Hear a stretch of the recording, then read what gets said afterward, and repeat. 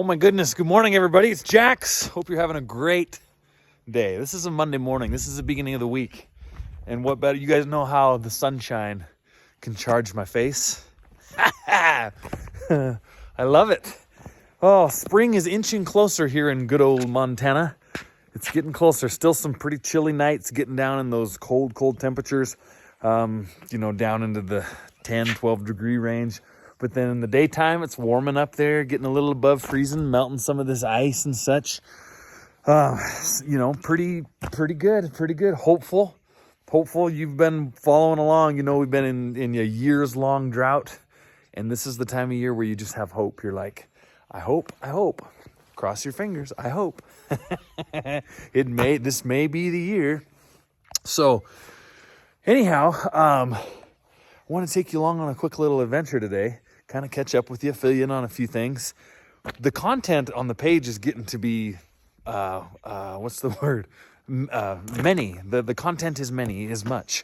It's very diverse, as you know. We've got the NASCAR adventures, we've got the typical trucking adventures, ranch things and stuff. If you've been wondering why there hasn't been quite as much ranch adventures going on, it is largely in part to the fact that we have changed our calving season from what we used to do in probably the past 10 years. We've been calving in January, which of course means that we deal with a lot of extreme cold temperatures. You remember that from years past, a lot of 20 below zero nights where we got all the cows in the barn. Every night you got to have them in the barn, and it's cold, and it's really vital that you're right on top of everything.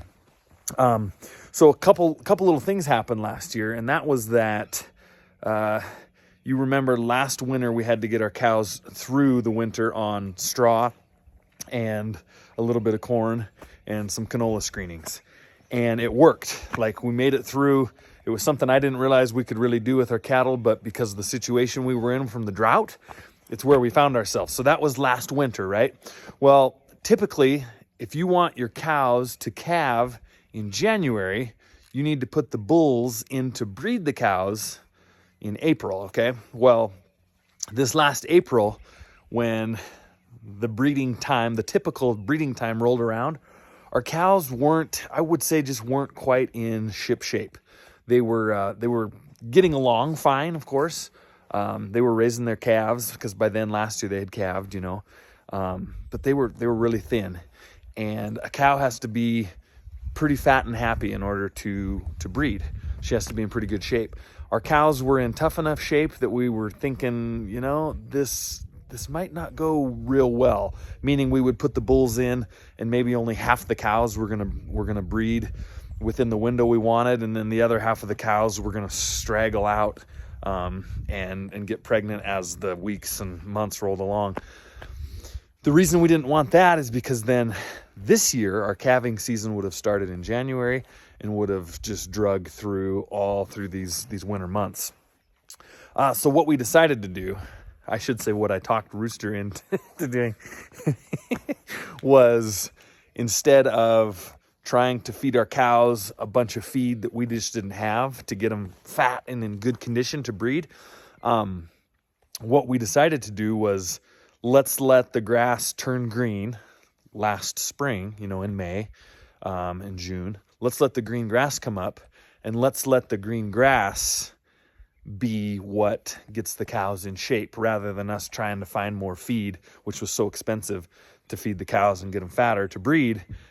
Let's go ahead and just let the green grass do that work for us. Does that make sense? You follow me there? So in doing that, we didn't breed the cow herd until much later in the year. So that set us up for like an April 1st calving date this year. So we're going from January 20th, 25th was our typical start date. Now we're going April 1st. So that was the main reason we did that, was because our cows just weren't going to breed up because they weren't in good enough shape last year. And then the other upside of that is that Rooster doesn't like to admit it, you guys, but Rooster is getting a little older. As humans, as time rolls along, we all get older, right? I ain't as good as I once was. It's extremely taxing calving in those cold months because you have to be right on everything. You have to be there every couple hours, just round the clock, night after night after night after night for weeks. Calving in April, the weather should be typically in the 40s to low 50s during the day, and then 20 to 30 degrees at night, which is all weather that if cows have their babies in, whether it's day or night, they're going to be fine, okay? No problems. They'll be able to just get them right out. So anyway, that's why if you're wondering, like, where's all the calving content and the cow content and stuff? Why hasn't that been a thing? It's because we're not calving yet, and when we're not calving, there's just not a whole lot of cow content going on. The daily cow chores are, you go out, Rooster goes out and feeds the cows, him and Woo, my mom, and cows get fed, and that's about it. So, but calving is coming up. We actually have a couple of heifers that have calved already, because they're set to calve a little bit earlier than the cows. So they're just getting wound up to start here. But today, I want to just bring you on a quick little adventure. Hopefully this adventure goes right. We need to go out and get some wood chips to put in the barn. Do you remember that last year where we dumped wood chips in the barn and then Freddie used the skid steer and he spread everything out? Hard to believe that was over a year ago already. Time flies, especially when you chronicle on YouTube. But we need to go get some wood chips so we can get the barn ready to go. Problem that I've been having is that my little black Freightliner Cabover that I use has been out of commission. Let me explain this to you here. Hold on. Okay, in the shop. My camera hand was getting cold. Okay, so here we are. We got the black Cabover in the shop. Here's what was going on last year with the Cabover. So it took this thing out to go haul some hay. Last summer, we were going to haul some hay in from the field. What little hay we had out there, we were going to haul into the field. Dad was wondering what truck to use, said fire up little sister. Well, batteries were dead. Here's the battery box. So we went ahead and we jump-started little sister. We took little sister out to the field and parked her there overnight to load hay the next morning. In fact, actually, I think Rooster parked her there, loaded a semi-load of hay onto the trailer, and then we had something going on, so we left. Next morning, we were going to come and finish hauling the hay in. So we come out morning number 2. Truck is just stone dead, won't even crank over, nothing. So I was like, oh, those batteries must be shot. So we go in, get some new batteries, and replace the batteries. And at that point, the truck just is cranking over now and won't even, nothing, just turn over. Well, we're in a hurry. We need to get the hay off the field so we can turn the cows out there. And so what we decided to do was just hook the tractor on this truck. We jerked it out, got the other truck under the trailer, hauled the hay in, towed this trailer into the yard, or this truck rather, into the yard. And this is where it sat. Didn't really go anywhere or do anything. And I didn't have time to fix on it, to diagnose it. You remember we overhauled my other truck last summer, late summer, with old James, who's doing great, by the way. Then I started hauling cows, and next thing you know, all of a sudden, it's today, this week-ish, and I realized I need to get this truck going. Now, here's why. This truck, it has a wet kit on it, okay? It has a PTO, it has a hydraulic pump that operates that trailer we haul chips with. It operates the hydraulics on that trailer. So this is the only truck that I can go get wood chips with, and it's not running. Before I can diagnose what the issue was with the truck as to why it would only turn over and not fire, I had to replace a cab lock, okay? This is a cab lock right here. The old cab lock was defunct, so I had to replace this cab lock, which was a little tricky because when it's broken, it won't allow the cab to go up. Anyway, I got that replaced, got the cab up. I was worried that the engine control module, which is inside there, it's called the ECM. I was worried the ECM was fried because when I would hook my computer into this engine, it would say, we don't see anything. We can't even read the computer. So I was afraid that it was shot. But turns out it was not the ECM that was bad. It was 2 blown fuses that power the ECM, which I believe the fuses were blown when we replaced the batteries down here. Something got, the power wires for the ECM got grounded and blew those fuses. So as far as that goes, easy fix, right? Replace 2 10-amp fuses, bada bing, bada boom, get the truck to fire up. It didn't really want to start. It was making a little smoke, but didn't want to start very bad. Got it primed up and going, and ran fine, shut it off, came in the next morning, won't start again. Sorry, I'm trying to bring you up to speed with all this. So what's going on is that it's losing its prime.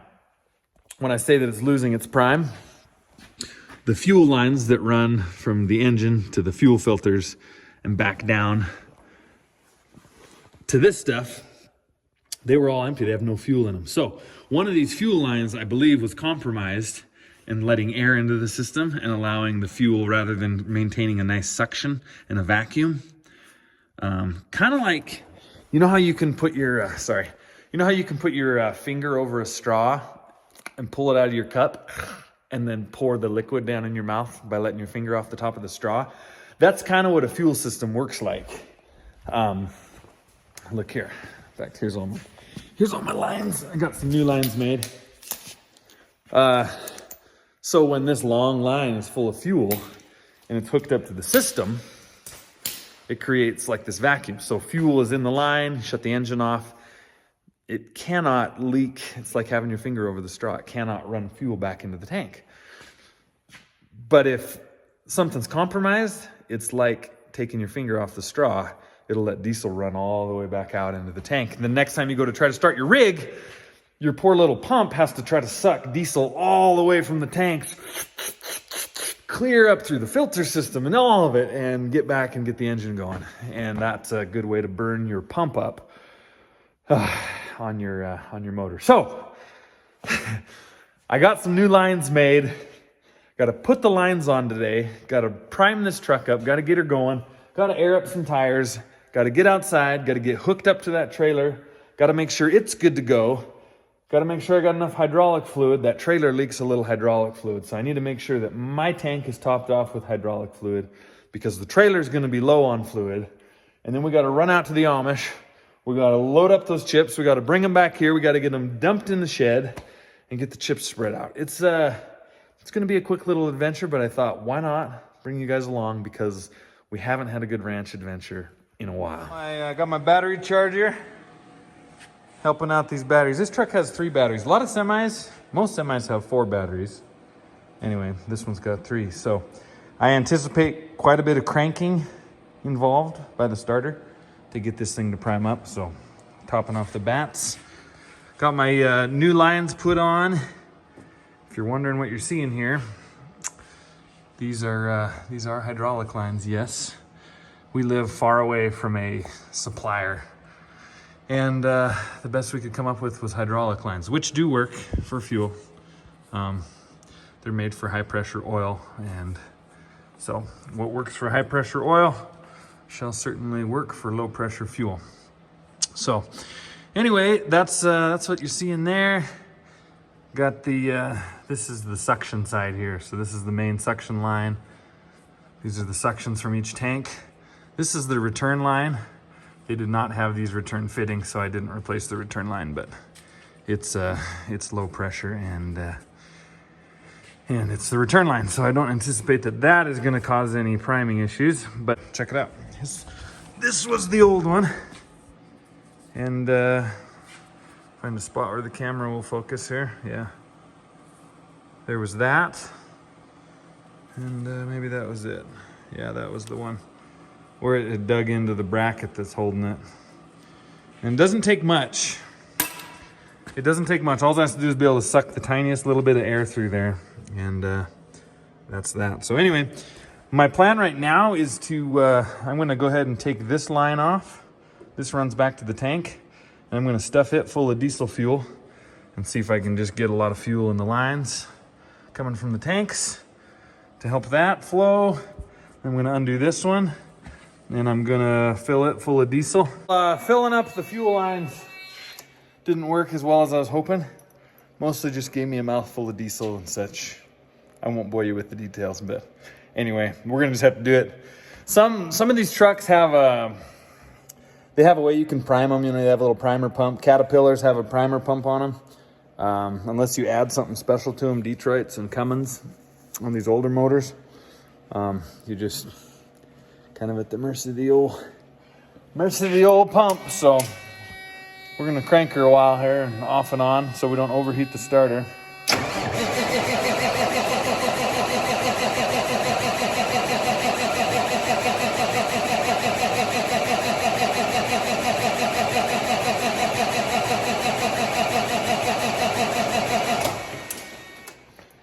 We'll give her a little break. Hopefully that's sucking fuel up into the system each time. Yuck. Hopefully that's sucking fuel up in there each time we crank. And getting a little closer and closer, and then ideally it'll just crack off here. Well, we cranked a few more times. I just feel so bad cranking and cranking and cranking and cranking. You know, you only get so many cranks out of a starter. So I think what I'm going to do, call old Rooster. He's going to come down. I'm going to go ahead and feed it a little starting fluid. Now, here's the thing with starting fluid, all right? Starting fluid. If you use a lot of it and you use it too much, you can damage your engine. Here's what happens. If you get too much starting fluid in a chamber in your engine, and when it combusts, if there's so much in there that the explosion is so violent, it can cause damage within that system. Okay, that's the simple way to put it. So I'm gonna have to use starting fluid. My plan is I'm gonna take the air filter out, get a little starting fluid right in the intake. Very, very small amounts. Just a little mist, just enough to make that engine think, oh, something's coming nice. And if you can get that engine to crank on its own, basically run it on starting fluid, very tiny amounts, just breaths. Think of it like breaths, just not like, just keep that stream. You don't want to actually fuel it. That's the thing. Starting fluid is a liquid. You don't want to fuel the engine with the liquid starting fluid. You want the vapors to just give it enough that they're like, oh, there's something there. We started. But not enough to actually make it like go, okay? So hey, y'all, look who showed up. Rooster's a little tired though lately. How come you're so tired, Roost? I've got my youngest daughter. She's a power lifter, and I told her I'm disintegrating at a very normal rate and just leave me alone, but she makes me lift every morning with her. And some of the weights she can lift more than me, it's very embarrassing. Yeah, I just want to slowly melt and molt, whatever you call it when you get old. Just kind of melt. But she's trying to get you to like rise from the ashes like the phoenix. Yeah. Oh, she's a slave driver. Okay. Well, do you have enough? Well, this is going to be hard for you then. Yeah. He's got to reach clear up there to push that. I can let the cab down a little bit. He's going to push the starter. I'm going to do this little easy feed with the starting fluid, and we'll see if we can get a little sister to fire up.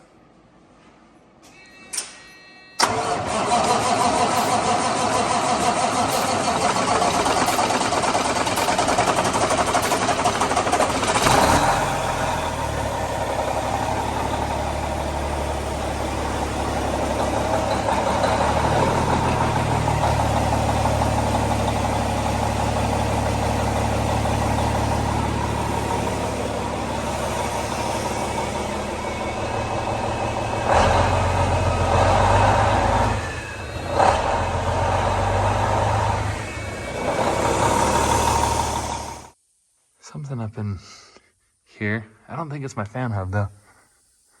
Anyway, it's extremely minute. Okay, so cab down, that's how it goes. Just flip that baby over to lower.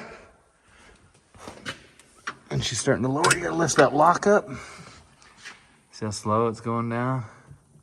New cab latch. Now when that gets real close, I move the lever and kind of finesse it down. So instead of it just slamming in, nice and easy.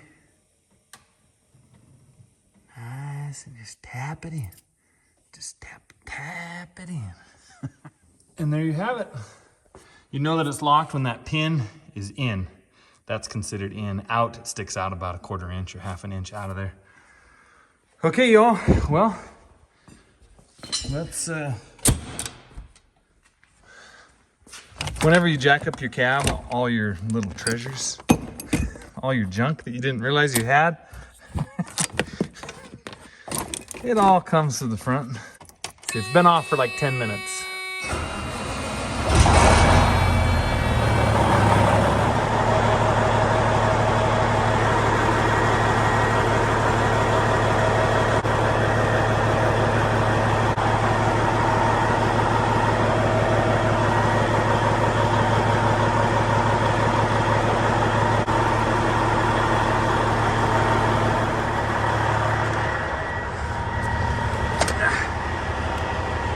That check engine light got two little lights, three little lights. ABS, which is intermittent, 95. I think that was the first year actually that ABS was required. This is my air suspension, which is something's wrong there. Check engine light. I have hooked my little scanner up to it, and it reads as nothing. So. Anyway. We'll check it again for good measure.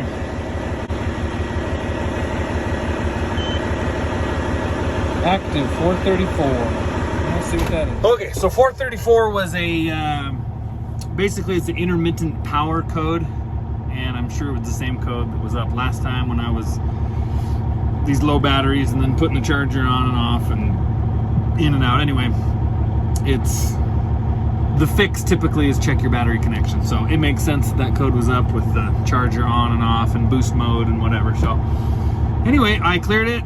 It's clear, and we're gonna go get hooked up. All right, y'all. She hooked up. She took air. All the tires are stiff on this old trailer. It's actually not that old. I mean, it's, what is it, 2000, 2001. Pretty cool little setup. As of right now, everything's hooked up, looking good. I gotta call and make sure that the mill has chips for us. They almost always do. And go out and get loaded, I guess. You guys, I love this truck. I forget how much I love this truck.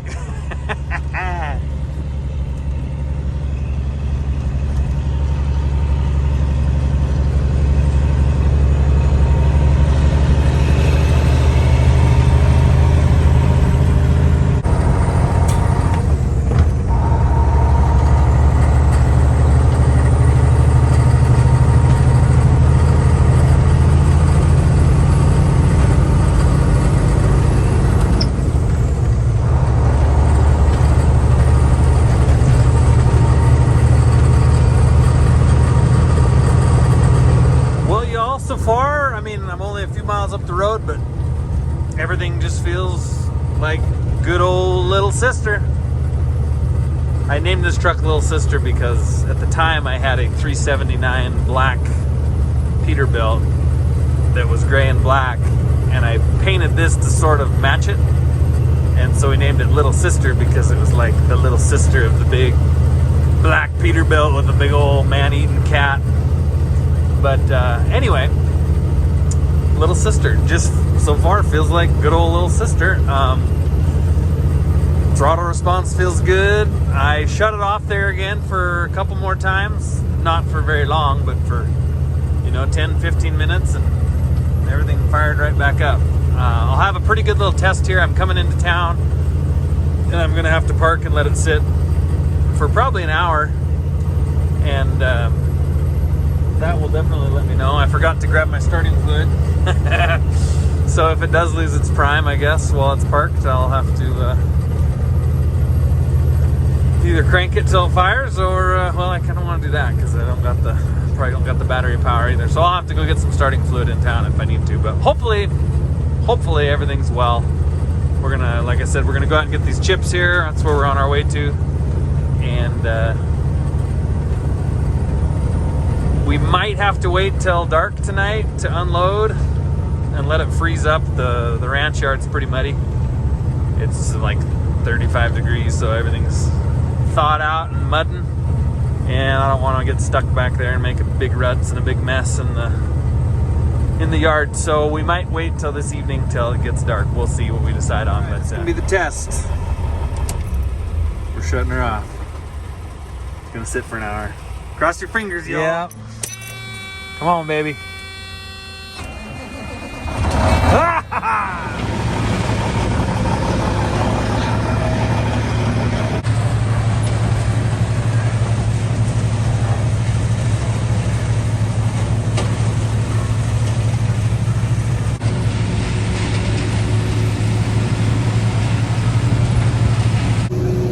Getting loaded, as you can tell. Put some new doors on this old girl. I think this is the second time I've referred to this as the old girl. I apologize, but anyway, when I bought it out of Pennsylvania. When I bought it, they sent me with new doors for it because the old ones were pretty bad shape. Oh man, wrong side of the road, getting dusty. Anyway, they say you can have these doors, but they're kind of a chore to put on. So I ran them for a couple years until they finally totally wore out. And then my brother-in-law and I knocked it out on a Saturday afternoon. It's a lot of work. I'll show you why. We're looking at hardware. 4, 4, 4, 4, 4, 4, 2, 2, 2. All these bolts, having to drill them out, the latches, get everything matched back up right, make it all square, but we did it. Look at that seal. Oh, baby. Yeah. Another guy waiting to load. Get my center filled up there. Here we come. Oh yeah, them cows are gonna love this. This guy's got a nice touch on the loader. Nice and easy, baby. Beauty. All right, y'all, we're loaded up. Oh, that was a lot of laboring work. I'll tell you why. Up on top, this trailer doesn't have a lot of bows. The hopper trailer has a lot of bows over it, and those bows hold the tarp up to keep it from caving in up there on top.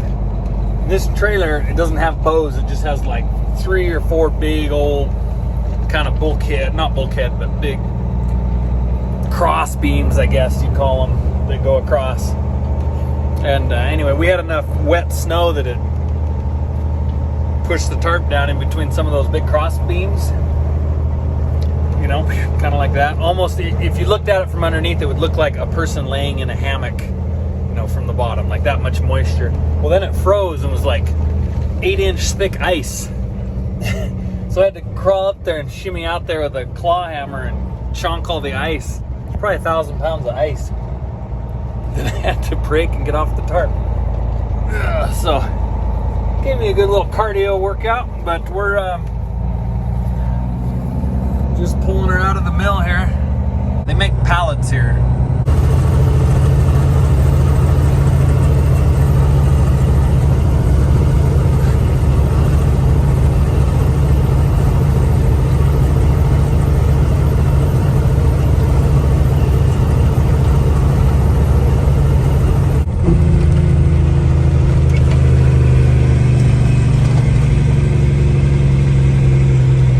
All right, y'all, here we are.